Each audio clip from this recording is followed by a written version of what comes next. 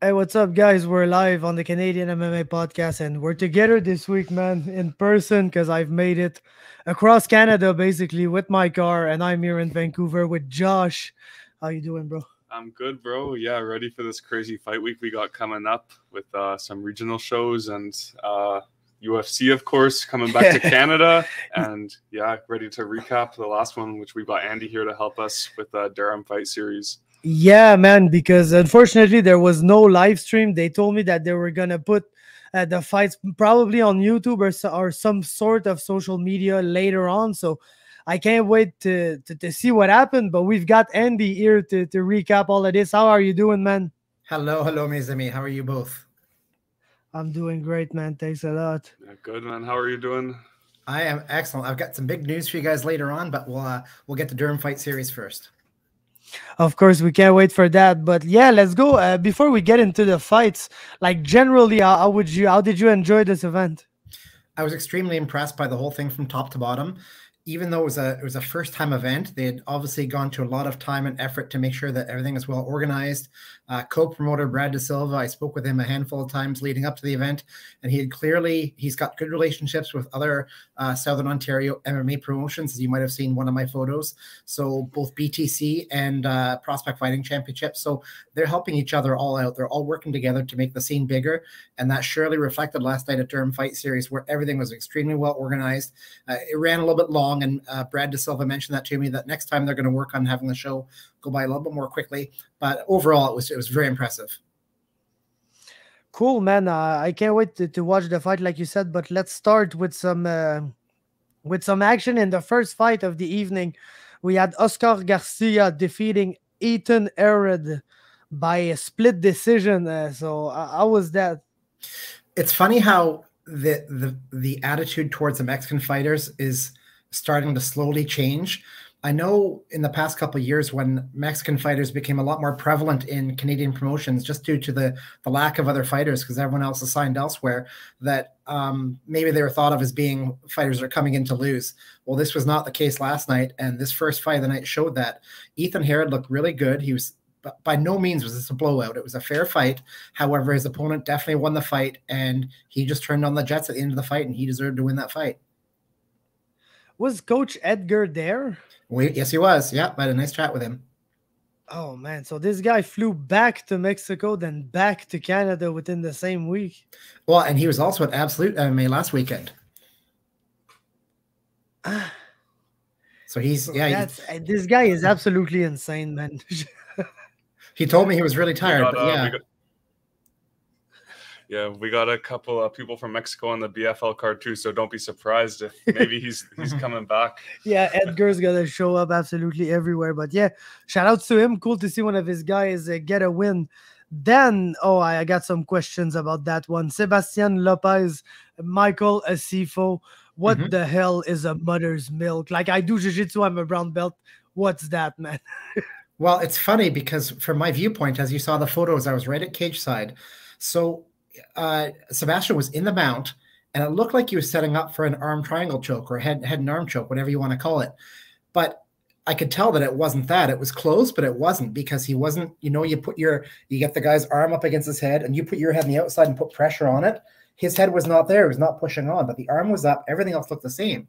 And then Asiffo tapped with, I think it was like 6 seconds left in the round. So I was a little bit confused, and I went into the cage, as I do, and I talked to the coaches. I said, what was that submission? What happened? And they both all looked at me and smiled and said, mother's milk. And I'll admit to you, I had to Google it. I had to look and see what it was, and saw that it was a smother. So I guess you're in the mount, you take your knees, and somehow, I'm not sure if his feet were tied up underneath Asifo's body, but he puts pressure on the gut and sucks in and puts a lot of pressure. And then you also put pressure with your chest on his body. And I don't think Asifo's mouth was covered. I'm not entirely sure. It was kind of hard to tell at the time. But anyway, it was a slow, like you saw Asifo's hand is like raised up, and he didn't want to tap. And finally, like 6 seconds left. It was really neat. It was really cool. It's not often I see something I haven't seen before. So that was really cool. Of course, man. Then another one I got a lot of questions about. Matt Dawson, Edwin Martinez. And I think Matt Dawson just got a new gimmick, and he probably doesn't even know it, but he's the guy who finishes the people that Tommy Morrison couldn't. Well, somebody mentioned, I'm not going to say who, but somebody sent me a message last night saying that Matt Dawson and Tommy Morrison would be a good fight. It might be a good fight, but I think Matt Dawson is a handful, and I don't know that Tommy would want to really take him on right now at this stage, just because Matt Dawson, his nickname is the Pitbull, and when he goes out there, man, he goes balls to the wall. And it was one of those things where Dawson was taken down twice in the first round, but it wasn't a takedown where he was taken down. It's like the guy shot on him, put some pressure on him, and Dawson kind of sat into it and like put him in his guard. So Dawson was clearly trying to get down to the ground. And then the other guy, I don't remember his name, sorry, but he was starting to try to do a little bit of ground and pound, but Dawson just grabbed onto an arm and like really lengthened his body and stretched out and got that arm bar, and it was over pretty quickly. Yeah, it's 2 arm bars in the first round in 2 fights. That one was Edwin Martinez, who just probably had Tommy's toughest fight. If it's not him, it's Benny Otoru, who he just beat the show before with the same maneuver, same round, everything. So, yeah, I was there for that one too. I know Tommy wants a step up, and I know Matt Dawson. Like, if you look at the record, it doesn't look like he's a step up because he's 4-4. But I think that the way that he lost his 4 fights, he just found a way to mitigate that, basically, because he lost his 4 fights by getting out wrestled. And I remember the Gabe Sagman fight because I was with Gabe Sagman after that fight, and Gabe looked like he went through the meat grinder basically after that fight. But he had spent 15 minutes on top of Matt Dawson controlling him, but like Dawson was so active with the elbows and everything, but he didn't really have like the submission threat to be able to add to the damage that he was doing with his elbows and everything from under. But now clearly he's got it because he's submitting people now, and that's dangerous. So I think it's probably a good step up for Tommy. And I'd love to see that fight. I really love to see that fight, man. I'd like to see it as well. When you take a look at potential matchups, fighter against fighter, you have to take a look at their skill set they've shown before. And so forgive me, like Faber, you're much more knowledgeable about Quebec mixed martial arts and the fighters than I am. I only really have my first experience with Samurai 6. And Tommy Morrison, although he did look good, he did have skills. He won a full fight, 15 rounds, where he was trying to submit this guy for almost the whole time, and he just couldn't do it. So, that could mean something. It could not mean something, because fighters go into these fights trying to do different things. Maybe Tommy was just determined to get a submission, and he wasn't willing to do other things. So just the fact that he didn't actually get the submission, maybe it means something. Maybe it doesn't mean something. Maybe he still accomplished what he wanted. He was trying to submit. He got that cage time. But I don't know if Matt Dawson's somebody that you can just waste your time with and just practice whatever you want to in there. I mean, Matt Dawson is out there to hurt you. Yeah, but that's why it's so interesting, I think, because Matt Dawson is the guy who never got finished and always won by finish. And Tommy is the guy who finished a lot of people on the amateur scene, but hasn't finished anybody in 4 pro fights yet. He has 1 hour of cage time in 4 fights. That's a lot. That's good for his development. Yeah, that's really good. And everything, but I know that's what he wants, a finish, and he spent the whole fight trying to finish the guy and couldn't. So that the narrative is so good, because now Dawson's beating the guy that Tommy has beaten, but it was tougher for Tommy than for Matt. And then you've got the guy who only finishes and never gets finished against the guy who only wins by decision. So there's so many like storylines around that fight. It could be a good one. And I know that Samurai is looking for the 7th event. They already announced Mallet and Ramsey, which we pretty much knew in advance that if both of these guys won, they'd fight each other. So I think that could be a good fight for that one, or even I think they want to do another one in September. So one of these 2 events, if it could happen. Then one of the fighters I like a lot because of his style, Blake Oswald fought Pedro Senbread, and I think I saw in your post that this was a very, very lopsided decision. Oh yeah. Off the top of my head, without looking at my notes, I think it was Blake Oswald 30-25, 30-27, and 30-26. And it was it's funny because Senbread, when he came out, he looked like a younger, smaller Paulo Costa, that chiseled Hollywood looks with the body of a Greek god. So he really looked, and maybe that sort of swayed me. I thought he was going to be a much better fighter. And I don't know that he's not a good fighter. It's just that Blake Oswald really showed what he could do last night. And you'll see later on today or early tomorrow, I'll have a video interview with Blake Oswald and his teammate Bubba Picard, who both won their fights by decision, and they're going to talk about their fights. But Blake Oswald just looked terrific. He's got incredible cardio, and that's what just drove him the whole time. I mean, sure, he's got skills, but at the end of the day, a fighter with extremely good cardio is going to have an edge over somebody with extremely good skills, like 90% of the time. And Blake Oswald just didn't stop. He didn't let up the whole fight. Yeah, his fight with Kevin too, before he lost, but that was one of my favorite rounds of the year. They just grappled each other. It was great. And then moving on to another guy that I saw his first fight, was really impressed. Then I interviewed him, and I was even more impressed by the way that like he thinks, and he really wants to be the guy who trains smart, even though he's super young in his career. And that's Ryan Yapsam, who got a first round Kimura win at the Durham fights. I'm so glad you're talking. I mean, I know we're talking about all the fights, but I'm really glad we're talking about Ryan Yapsam. I saw him fight previously. I saw him fight at BTC where he beat Amin Al-Malik, and he looked like a much more experienced fighter than what he was. And even last night, out of all the fighters, like what I'm about to say, some people might interpret this as being mean one thing, but when I say words, it's exactly what I mean. There's a lot of fighters that looked really good last night. There's a lot of fighters that were extremely skilled, a lot of fighters that had a lot of talent. But the one fighter that I walked out of that event thinking, holy moly, I can hardly wait to see this guy and where he goes, that's Ryan Yapsam. Everything I've seen so far, he's the complete package. He seems like he's a really smart fighter. I haven't really even had a chance to chat with him. But before the event, I don't know if you saw my Instagram stories, I showed a video of him in the cage warming up. And he got there before the other fighters. And when the other fighters were finished warming up in the cage, they left, and he was still there. He was visualizing, he was practicing. And when he came out, he's just got something. I don't know what it is, whether it's attitude or flair or aggression or whatever, but you know what I mean. We all see those fighters sometimes who you just know that they're the fucking man. And Ryan Yapsam is a fucking man. Like, he was incredible. And that Kimura, the finish, I'm kicking myself because I was trying to do a lot of things at once last night, including I'm trying to start to take more video. So I was taking video last night, and I was getting my camera ready to start recording right when they went to the cage, and Yapsam was on top, and he would hit the Kimura crank, but the other guy, I almost said Jamiroquai, but anyway, he held on to his shorts, and Yapsam, you pulled the hands off the shorts before you can crank on the Kimura. I was a split second too late. You would have seen just the technique that he showed, and then that Kimura was nasty, man, and the guy's arm was hurt. It looked like it was broken maybe behind his back, but I don't think it was, because he was putting pressure and weight on it. But Ryan Yapsam, I can hardly wait to watch this guy and see where he goes. Yeah, man. Yeah, I got a question, but we saw some nasty Kimuras the last 2 weeks. Would you say that one or Louis? Which one looked more vicious? Well, that's very subjective, because a Kimura done properly is nasty. So it doesn't matter how they look, right? Like, if you've ever been to Kimura, Josh, I know Faber has, Kimuras fucking suck, man.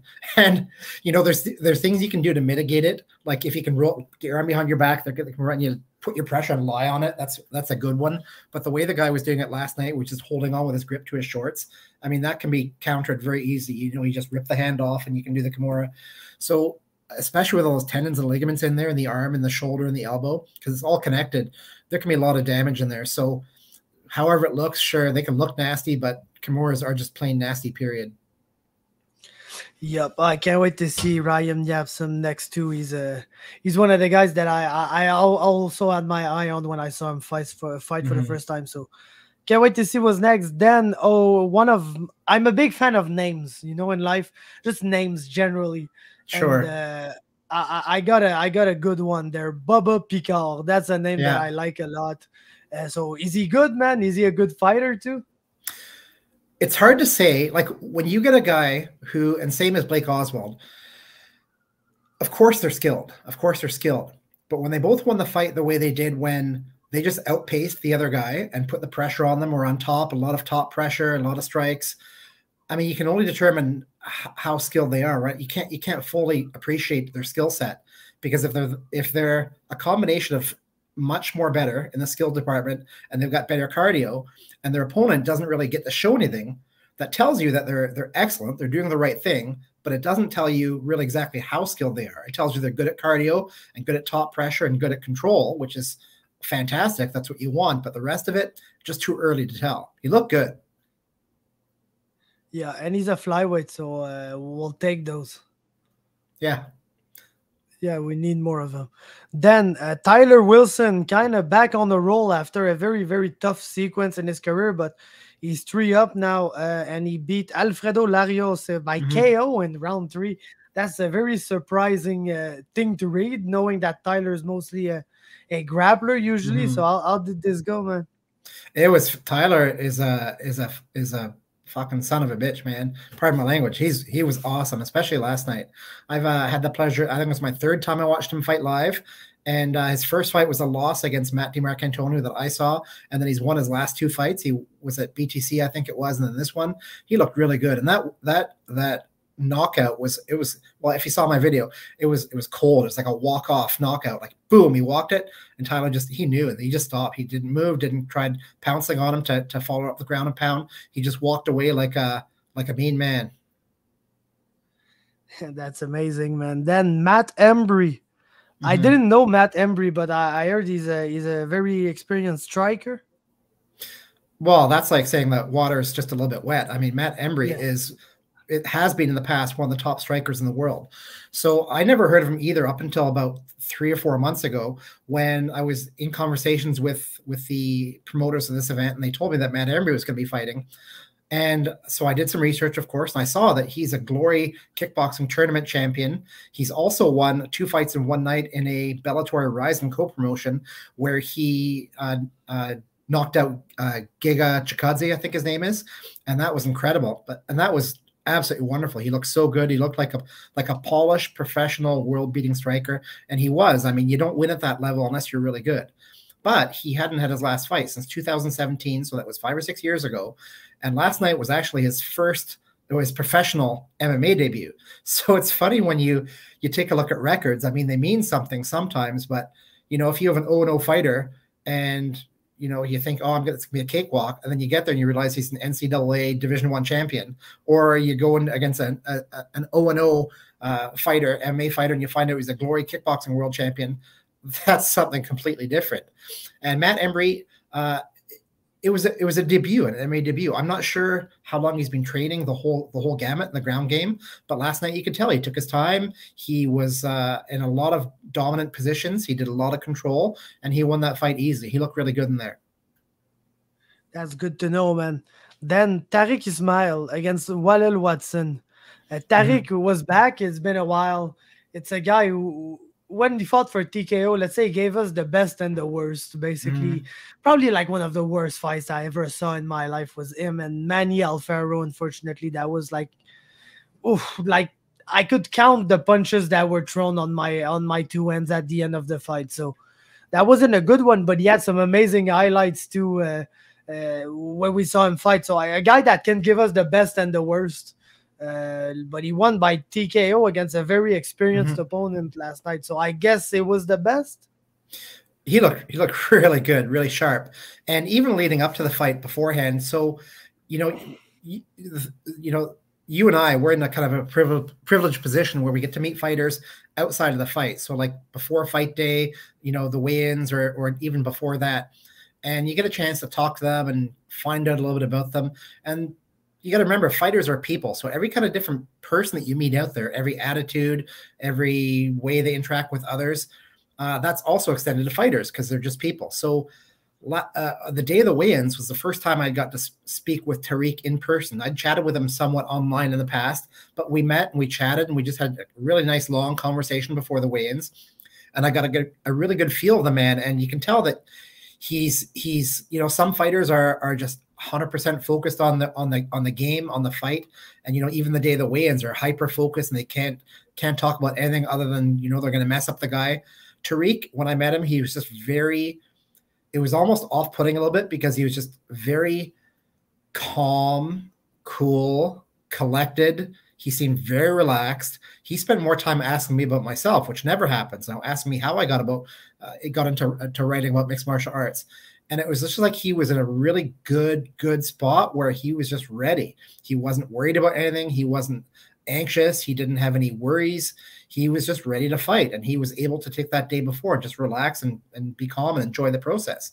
And when the fight started, he saw that as well. So he and it's pronounced Walel, Watson, by the way. And by the way, as a side note, he came up with AJ McKee, who's a Bellator, extremely good Bellator fighter, 21. I have a video interview with him that'll be coming up in the next couple of days. But Walel is a good fighter. He is very good. And when he and Tariq started, it almost seemed like it was going to be a straight up boxing match. And it was kind of weird because Tariq was wearing these fight shorts, these satin shorts that were kind of reminiscent of boxing shorts. So automatically in my head, I thought, oh, is he going to box the whole time? And I would say it was kickboxing, definitely kickboxing, because they were punching and kicking, but it was more like boxing with kicking than it was kickboxing, if that makes any sense to you. Like, sure, they were kicking, but it was more of a boxing match. And eventually Tariq was just able to connect. I think it was with a straight cross, and Walel dropped. Like, it was a really loud noise, and he hit the mat, and Tariq just swarmed him, was ground and pound. And eventually the referee pulled Tariq off and gave him the win. And Walel immediately protested as if he was he was not in a bad spot. And that's something that any of us watching, even me right there, I don't know. He says he was okay. Was he? I don't know.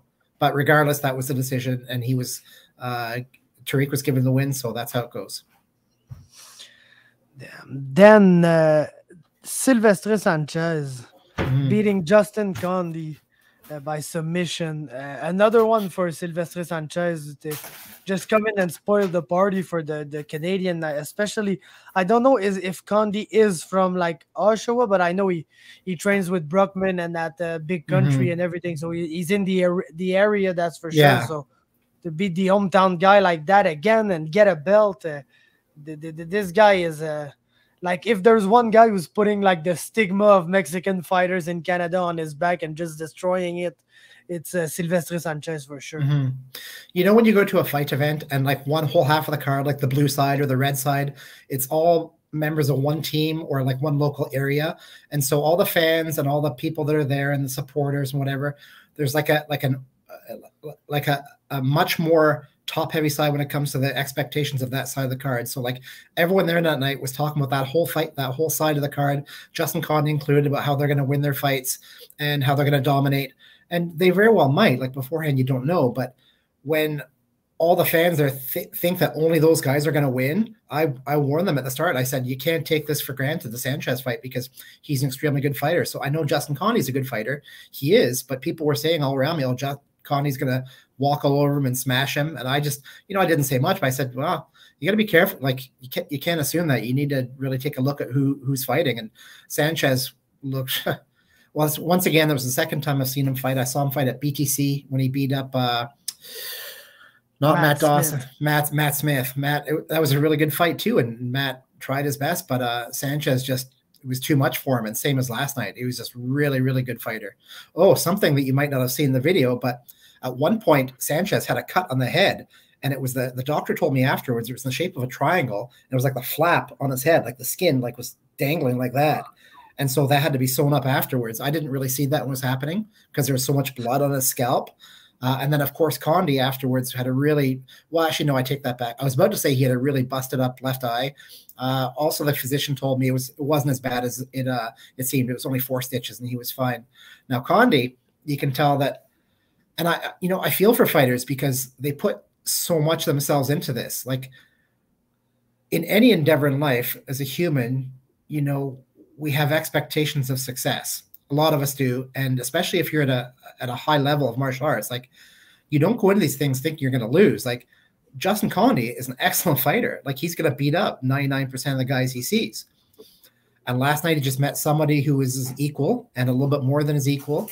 And you can tell Condie was devastated afterwards. Like, even in the cage, just a look on his face, I had to feel bad for the guy. But when I see him react like that, when he wasn't crying, but I think he was trying to hold back tears, it just makes me really love him as a person, as a fighter. And if I've never experienced that, you should go to a fight and try connecting with some fighters, because when you see that somebody cares about the fight and cares about everything that much, like, it's not just a loss to him already. Like that night, maybe he'll get over it over time. I don't know, but that just tells me that he's in this for the right reason, right? Like, these fights are there to challenge him and to see, how he's going to evolve through life as a man, as a fighter.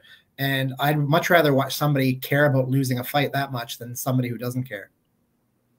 Yeah, for sure. And especially for him, like getting the belt in front of his people and everything. Yeah. Like he probably like built himself up to this moment just to fall short. So it's tough, man. It's tough. But if there's one fighter that I'm sure that he's going to be back and even stronger from that is Justin Condie. Because like you said, like he's good. Like it doesn't lie when you see him fight. He's a very good fighter and he's got a good camp, some good people around him. So I have absolutely no worries for him. And then the main event. Yeah, let's go.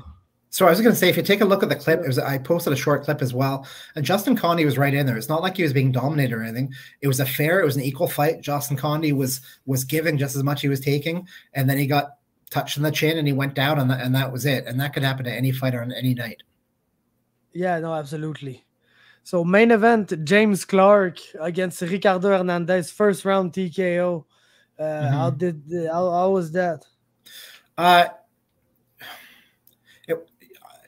I struggle with words sometimes because I don't want to be disrespectful, but sometimes you just have to say it the way it is. But it wasn't even really a fight. James Clarke got the guy down within a second, and then he smashed him, and the fight was over. So who knows? Like, is that because the other guy was bad, or just because James Clarke is that good, or maybe a little bit of both? I don't know. But James Clarke clearly won that fight. I don't think it really tells us too much about who he is as a fighter or how he's progressed, if at all, because there was just there's seemingly no effort put in by James. He didn't have to. He just had to show up, and he won that fight. Yeah, no, I was struggling a little bit with that fight too. When I didn't know anything about Ricardo Hernandez, but when I saw the record and everything, I was like, sometimes like we spoke with Matt Dawson, you can't like just look at the record, or Matt Embree, or guys like that, or Matt Bednarek. Yeah, or Matt Bednarek, exactly. With 0-3, and he's so good. But I know, yeah, the 10-10 guy, like James Clarke is UFC ready in my opinion, and I think he 100%. already like put in the work that proved us that. So this fight, like, it's a win in front of his people. He got a belt. It's cool. It's a cool moment for him. So I'm glad for him that this happened. Does it like further his path to the UFC? Not at all. It doesn't like bring him, like, it doesn't set him back or anything because he didn't lose. But it's not like a fight that you look at on his record. You're like, oh, because he won that one, then he really deserves to be in the UFC more than he did before. Yeah. Another thing too. So in the cage afterwards, James Clarke had the microphone. He was giving a speech, but the acoustics where I couldn't really, I was 5 feet away from the guy, but the speakers were like far and big around the arena, and I couldn't hear anything he was saying. I couldn't understand. I know he talked about something about one of his friend's sisters passed away, which I didn't hear the story about how. That's really all I caught. And then he threw down the belt. He was given the belt and he threw it down the middle of the cage and just like exited the cage immediately. So I'm not sure if he was upset with the belt or upset with forgetting the belt or what it meant. I don't really know. I'd like to find out. I went backstage to try to find him for a video interview afterwards. That didn't happen, unfortunately. He said yes, and then he went to go run away to catch up with somebody, and I didn't see him again. So I don't really know. I would have asked him that, but I don't know if there's more to the story, or he's just excited in the moment, or he just wants to get in the UFC and belts are meaningless to him. I don't know. Yeah, no, it would be something to find out. So yeah, man, can't wait to see this fight. Like I said, man, it looked like a cool event. Mm-hmm. And yeah, so you got something for us, you said? Yeah, it's not what you might be hoping for. It's not really MMA news. It's MMA news. It's got to do with me. So as you may or may not know, I've been doing this for a long, long time. And most of the time I was doing it, I was full-time Canadian military. So the whole time I was serving and I was deployed here and around the world, I was still doing it. And you might have noticed in the past couple of years, there's been a big upturn in my output and all of my production. And that's because I'm retired from the military and I was able to do that. But what's that saying in a movie? Like, every time you try to get out, they drag you back in. So I've actually just gotten a new job that I'll be starting. I can't say too much about it right now, but basically I'll be doing 5 weeks in Canada and 5 weeks elsewhere in the world. I'll be doing that job and I'll be going different places around the world. So it looks like half the time in Canada now, I'll get to continue my MMA stuff. So when I'm in Canada, I'll go to events, but the other 5 weeks, I won't be at events. So this is a great opportunity. for somebody else to maybe hop in there. I really like to encourage young people if they can, or even older people, because I didn't start until I was in my 30s doing this to get in to do something like this. So if there's anybody out there who's interested in maybe helping out MMA or going to a couple events for us, or even just doing your own, like that's something I'd be willing to talk about. I already have somebody in Edmonton who I'm talking with who's going to be covering events for me, hopefully. But anyway, it's just exciting. It's not a good or bad thing. It's just now you know that I'm not going to be here for about half the time. But what's really interesting about this job when I'm away is I'm still going to I'm only working for part of the day, so I can still do like video interviews and all that kind of stuff from there. I just won't be doing events or going to gyms doing interviews quite as much. Yeah, well, congrats on the job, man. Thank you. I'm very happy. Yeah, congrats, Andy. I'm glad that we I was worried for a second that we might be losing you right when you came back and started to put in big work again. So glad that we still got you covering the scene here. You're greatly appreciated. Oh, thanks, guys. You are too. I love what you're doing. Oh, yeah. Thanks a lot, man. And yes, if everybody who's listening wants to help Andy out and you're in like whatever part of Canada, hit him up. He's got somebody in Edmonton, but he needs people all over. So hit him up. That might be your chance, man. And like, it's been a good year for this. Like, you really came back and pumped back the MMA Andy stuff. We've got L'Arena MMA in Quebec doing lots of stuff. I see some new like podcasts and stuff popping here and there, like following me on Instagram. So it's cool, man. Like I say, I always encourage more people, more coverage, because it's fun. We get the Samurai, you're there, I'm there, L'Arena is there, everybody's there, and we're just like having fun all together and chilling. And it's cool to, after the event, you can see like all the different recaps and all the different point of views of like everybody who attended the same event, but everybody saw it different. Everybody has a different take on a different thing. So it's always, I think, better for the community and for people when they like. It's easy when you're on like YouTube or whatever to get into like a rabbit hole of samurai recaps or of like Durham fight recaps. If there's plenty people doing that stuff, and like I always encourage more people, because in the end it's just good for all of us and for the fighters especially, because that's kind of why we do this.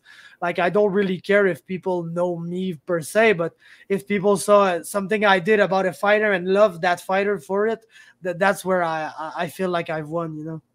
Yeah, there's no reason why all of us can't have our toe in these waters and sort of play together. You take a look at those promoters at Durham Fight Series, all working together to enhance and promote MMA in Ontario. We can all do the same. There's lots of space for all of us. Like you said, different perspectives, different attitudes. And one thing I was really encouraged when I went to Samurai and met you guys, met L'Arena, Lucas, everyone was very encouraging. Everyone's very supportive. There was no bitchiness. No territoriality. It was just all good stuff. It was just a bunch of people who love MMA and want to see it do well. Yeah, no, Luca, first time I met him was at TriStar, the Alex Morgan gym on the North Shore, and we basically trained together like the first time we met. So it's like the guy knows what he's doing. He's training. He's been a member of the community. You just love to see these people getting involved, man. And like they're doing their stuff, and it's different than my stuff, and it's different than your stuff. Yeah. Even if it's all kind of the same, it's not the same. So it just makes it fun, you know? Yeah. Yeah. So hey, thanks a lot for taking the time once again, and maybe next time we speak, you'll be somewhere in the world in a super like exotic destination, and you'll get to flex that on us. Let's hope. Oh, one last thing before I go, guys. So I watch your show on YouTube, every single show. I love it. I think you know that because I comment on most of them. So remember, there was a show. I don't even remember what show was the last one or the one before. You were talking about an event. Oh, it was the Absolute. You're looking at the Absolute, and I think you must be going off Tapology because you were talking about only a couple of fights, and you didn't.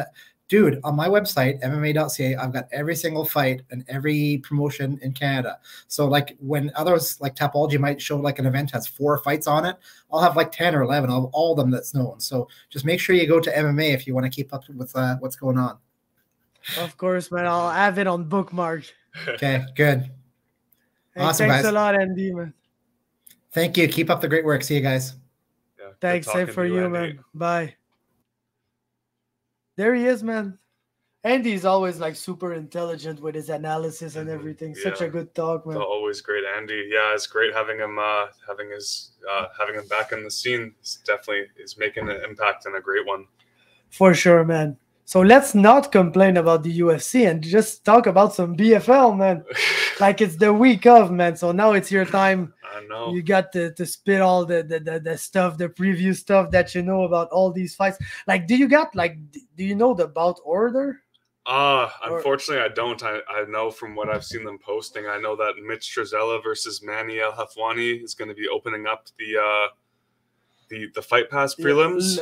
Let's go by the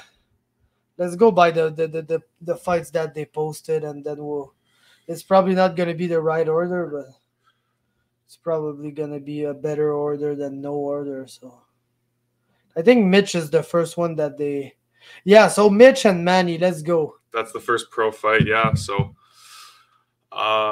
okay, Andy looks like he's got a pretty good order here.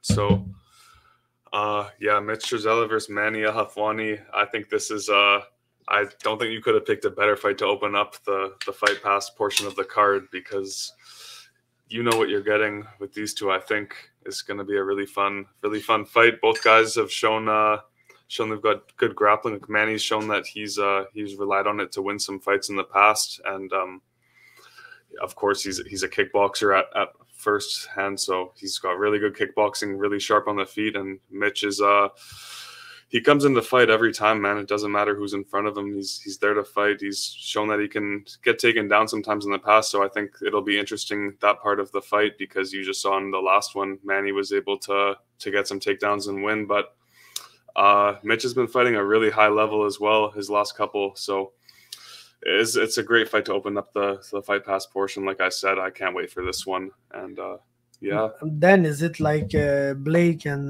Palani? Next up, it looks like we got Josh Kwiatkowski versus Francisco Villanueva. Let's go there. Yeah, I think it's gonna get pretty crazy in there right off the start for these Fight Pass portions, just because, yeah, like that last one's gonna be crazy, and Josh always brings out like a whole army with him to these BFL fights, and it's gonna be super loud. I'm not too, unfortunately, I'm not too familiar with Francisco. I wasn't able to find a ton of footage, but you know what you're getting with Josh most of the time. It's gonna be a high-paced stand-up fight. He's got good wrestling as well, so he can rely on that, but I'm looking forward to that as well. It's always a fun fight when Josh is fighting. Yup. Then Daniel Palomares. Yeah, so yeah, you know what Navid's gonna come in and try to do. He's gonna come and try to smash this guy, use his wrestling, his Iranian level, Olympic level wrestling. I believe he got a bronze medal, so he's got lots of accolades. So yeah, seems like it's quite a big step down from an interim title fight against Xavier Nash. Yeah, but like there's not many times that I'm like, yeah, give him a step down, but bro, how crazy of a step up. And when you got the belt, you kind of have no choice. But how crazy of a step up is it to fight Xavier Nash in your second pro fight? Yeah, that's nuts. So I think it's not the worst thing for him to have a super competitive fight with Xavier, to go to a split decision, and now he has the chance to sort of build himself up and take some good fights and just get more comfortable in the cage. And that's not what that's a dangerous thing if Navid starts getting more and more cage time and more comfortable in there.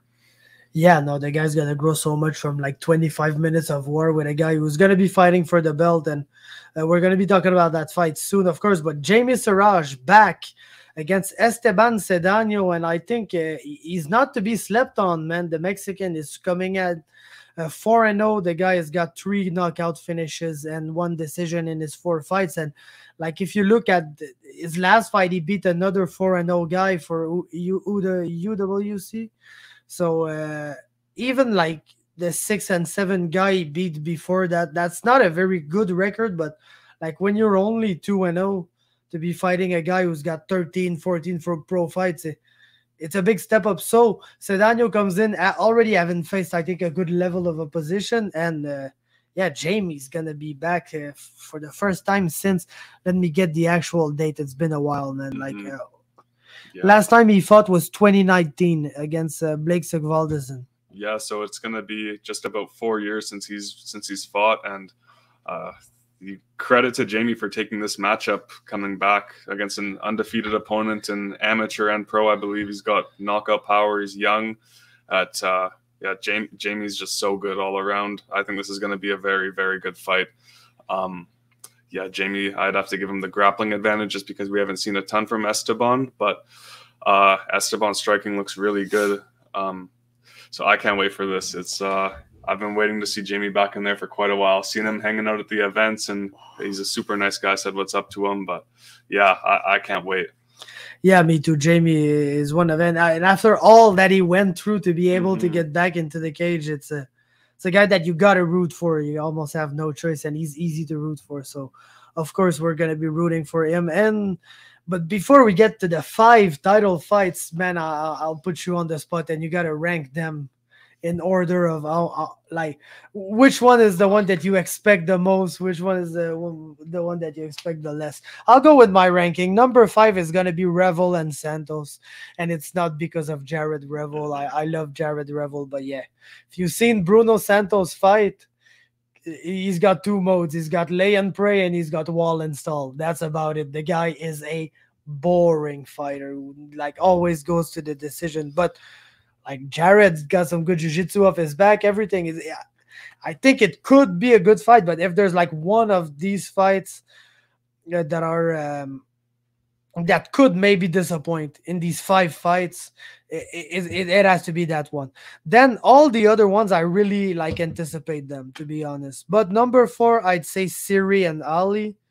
Because it's the rematch, and I don't think we've seen enough of Ali since the last fight, so it's gonna be a good fight. But it's one fight that I kind of expect a result that we already seen, if we're really honest. Then it gets tough. I'd have to say Dayan and Rodrigo at number 3, and it hurts me, but I'm gonna go with the Québécois against Québécois. Walel Soucy at number 2, and yeah, number 1 has to be Xavier and Achilles. That's for sure. Yeah, where'd you put Dayan? You put that at number 3. Okay. Yeah. Okay. Damn, you're really putting me on the spot here, but I know, man. That's what I like. Man. Okay. So I have to agree with you with number 5. Nothing against Revel. Like Revel just got that slick triangle finish over Jesse Taylor after landing that elbow. You know, Jared's got great jiu-jitsu, so nothing against him. But yeah, just the his opponent doesn't have the most exciting style. So super high level fight. But yeah, that's number 5 for me. Ooh, number 4, man. I think I'm gonna have to agree with you as Siri and Ali, just because we've already seen them fight, and Ali, credit to Ali, he's come and he's defeated two good like I'd say prospects in BFL, and he's looked good in those performances. And Siri just beat Walel. Watson. He beat Watson. Andy just told us how to say it, so I was trying to say it right. But yeah, I got to agree with you there. I'm still super excited for that because they both made improvements since then, and I could see it playing out differently. Because, then 3rd, gets tough, huh? Yeah, man, this gets really, really even really like tough. the Siri and Ali one. Like I want to see that fight. You know? Yeah, I'm really excited for it. Like, I think it can go a matter of ways, but yeah, just because, man, I hate having to pick, but I'm gonna have to say, as much as Nicolet's my guy, Nicolet and Soucy is going to be 3 for me, just because there's X factors in the other 2 fights, and this is like one of they threw this together as an interim title fight, but I'm still like this. Just because it's not my number 1 doesn't mean I'm not excited for it. I'm very excited. Number 2, I'm gonna have to go with I think I'm gonna go Dayan versus Rodrigo. Very excited for that one. Rodrigo, if he comes out like his last fight, is going to be crazy. And yeah, number 1, Xavier Nash versus Achilles, because man, I've been waiting to see Achilles come back for quite some time. Really looking forward to it. And Xavier's just been knocking off the competition at BFL and looking great doing so. So I think that's got to be number 1 for me. Yeah, no, I agree, man. This fight is incredible, and Xavier Nash is on so much of a tear, and like the moment at which they meet is like, let's say they met a year back before Achilles went on the Contender Series or whatever, and like he's flaming out with the momentum, never lost, whatever. I feel like we would anticipate that fight, but maybe like a little less. We'd be like, oh, I have to favor Achilles a lot in that fight, but Xavier Nash always puts on a tough test or whatever. But since then, Xavier has been on fire. He's been beating everybody, and Achilles has just not been there and like been very mysterious about like his whereabouts and everything. So I don't know, man. Such intrigue in that fight, and like it's a if Achilles comes in and is at his best, it's gonna be an incredible fight because they're amazing fighters. But like, let's say Achilles comes in and he's not at his best, he's a little rusty, man. It's gonna be a tough night because you know that Xavier is gonna bring it, and Xavier's on his groove right now. He's being active and everything. So man, confidence has to be super high, and no, it's really the fight, man. It's really the fight. I wouldn't say of the weekend because we've got the Oliveira and Darius, which is going to be tough to break, but like it might be the second fight of the weekend for me, honestly. I know there's some other like cool fights on the UFC. Nate the Train, man. Yes, I know. I love Nate the Train. Nate the Train's one of my guys. So. Yeah, of course. So let's do the same with the UFC, man. Let's pick our top 5 most anticipated fight on this event. Because I don't think there's much more than that, like, sadly. Yeah, this is my first UFC. We like, got very different. Yeah. Do you want to do that or just give a rating to every fight? Like of how much you anticipated? No, but I'll give my top 5. Okay, I'll give a rating for each one and every one of them if you want. Damn, this is gonna get ugly, Belbita, Oliveira, 0. These are his ratings, not mine. Don't want to see that shit. I don't associate my views with his to everyone out there. Yeah, no. So Belbita, Oliveira, that's shit. I want to see that. It's stupid. Cut them both. David Dvorak, Stephen Erceg. Why the fuck would you sign an Australian on short notice to fight in Canada when you've got fucking flyweights you could sign? So do not expect. Do not anticipate. Do not anything. Carl Nelson, Blake Builder. I don't like Blake Builder, and I know how this is going to end, so I absolutely despise this fight. Ayman Zabi, Aurich Lang might be like low-key my third most anticipated fight on the whole event because Aurich Lang is the best, man. He's crazy as fuck. He puts a pace on people. He does not care about like defense or any of that stupid shit. So I like him a lot. Ayman Zabi, like, Ayman, if you make him fight, he's going to give you an amazing fight. If you don't force him to fight and you're Ricky Turcios, it might be like the weirdest fucking fight ever. Yeah. But if you force Ayman to fight, he's going to fight and fight really well because he's the brother of Firas Zahabi, who trained GSP and all these amazing fighters for years. And like even Ayman is basically like the right-hand man of Firas. He helps him out a lot and like coaches the guys and everything. So Ayman is like, back when GSP wasn't retired yet, he kept on saying that Ayman Zahabi was the next big thing coming out of TriStar. And yes, he took more time to get to the UFC, and he's not super active there, but this is amazing. Then Miranda Maverick, Jasmine Jesus the Vicious. Oh, man, I don't know about this one because it's a cool fight. I absolutely hate the matchup, so I don't think I anticipated it, unfortunately. Nassourdine Imavov, Chris Curtis. I won't even get into that one. Barrio against your boy, that's years in the making, man. Barrio was in TKO fighting for a double belt, and when he won, he started calling out your boy because he wanted to get into the UFC and get this guy as his first UFC fight. And it's been 10 UFC fights, and he still hasn't got his hands on your boy, but this is gonna happen now. So of course, this is a very anticipated matchup for me. Ige and Landwehr. Listen, in my opinion, the main event here is Oliveira Darius. So if Oliveira Darius is the main event, Ige and Nate the Train is the people's main event. So of course, like top 3 most anticipated fights of the evening.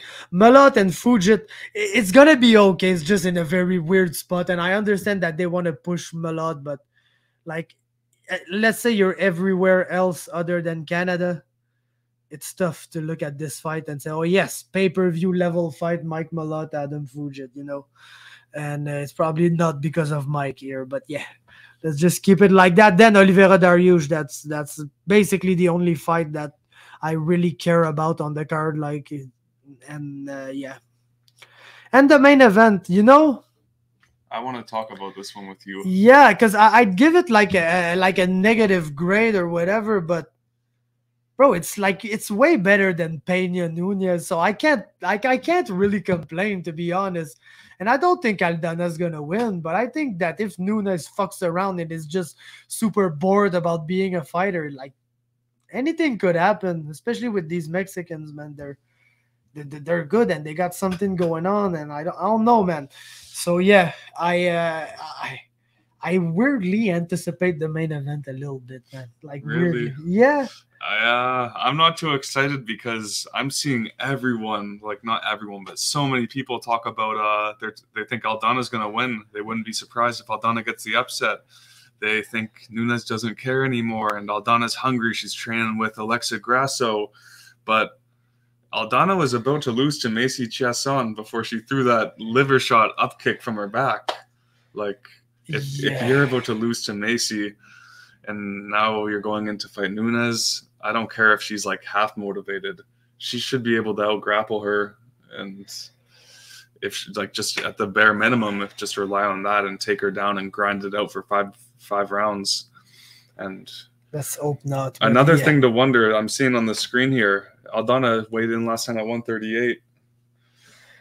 Imagine missing weight for your title fight. That'd be bad. That'd be something that happens. Yeah. This card is kind of a shit show. Like, we lost the Doghouse and Roundtree. We lost a lot of fights, and they didn't really replace any one of them. Like the Wonder Boy and Pereira. They never sent contracts out to Wonder Boy or Pereira. Yeah, apparently man. For Hakeem as well. Hakeem's fight, they didn't send contracts out. Then they rebook Lucas Almeida a few weeks later. Don't even give one of these hungry Canadians a shot to fight him. But so yeah, no, it's kind of a shit show. So I wouldn't be like super surprised if some super weird stuff happened in one of these fights. So yeah, so your top five. Top five. Okay, well, of course, Charles Oliveira and Beneil. This is in no order right now because I'm having to make this on the fly. And if I have to order it, it's going to take me 10 minutes like that last list I did. But Oliveira Dariush, Ige Landwehr. Next up, I think Ori Kaleng versus Zahabi. Then, what's that? That's three? Yep. That's three. Okay, Malott and Fugit, just because I like the way Adam fights, and of course I love the way Mike Malott fights. The dude gets finishes in the first round by multiple different ways. So the number five is hard because I'm excited for all these Canadians fights. I'm a supporter, but yeah, you look like you're struggling to pick five. I'm going Nunes Aldana. I'm struggling to only pick five. Yeah, I'm sure about that. He was like, yeah, I'm not excited about the main event, then puts it at number 5. That just goes to show how excited you are about all the other shit there. I know you can't wait for Kyle Nelson, Blake Builder. Yeah, because that's going to be your moment. Because I want Kyle Nelson to knock him out for that Contender Series fight. Yeah, don't we all hope that? It's weird how we got kind of a grudge against Blake Builder who done absolutely nothing to us. Pat Sabatini too. Fuck that guy. I fucking hate Pat Sabatini, bro. The motherfucker. I like when you get angry. Get angry about some other stuff. How can I piss you off, man? No. Let's go. I want you to rant about shit. Oh, yeah, maybe after this weekend I'll have some shit to rant about. But I don't know, bro. Yeah, I try to keep it pretty reserved and not go too crazy because I am just a video editor first, podcaster second. Yeah. But fan number 1. No, I know that that's why it works pretty well for us because I'm like the crazy ass Quebecois who swears about everything and is super angry. And you're like the typical polite English Canadian who's like sorry whenever he has to criticize somebody. So like I think we encapsulate Canada perfectly between us. Opposite ends too. So yeah, exactly. Very extreme and yeah. So that's gonna be it, guys, for this week. Thanks a lot. And man, we're going to see what's up next week. We're going to have some recapping to do. Let's hope that these both shows pan out to be great. Because sometimes, you got the fucking ball guy. You fuckers always judge the card before it happens. And then it's the best card ever, even though you knew nobody on it or whatever. Let's hope this happens because this card is pretty bad. So let's hope it just over delivers and there's some crazy outfit. Yeah, it's bad. Bro. It's bad. It's bad, man. All this trash talk. Yes, if you take away Nunes Aldana and then make it a fight night, is it bad? Bro, they're gonna sell that on pay-per-view to people. Yeah, but I know that we're not used to paying for shit anymore, but like nobody's gonna buy that, man. Yeah, that's true. I don't see many Americans buying that. Yeah, like bro, we had some amazing cards in Canada. Like I'm not hating. When we got a crazy ass card, I'm gonna say this is a crazy ass card. This is good. I'm excited. It's just not, man. It's just like objectively, it's not, man. So yeah, let's hope it over delivers, man. Objectively, as a Canadian going to his first UFC event, I'm excited for it. I think it's a good event. But yeah, we're gonna go on back and forth all day. Yeah, of course. I just love to shit on things, man. But yeah, no. So we'll see. Hopefully, it's gonna be the best ever, and we'll recap all of this next week. So thanks for listening, everybody, and see you guys next time.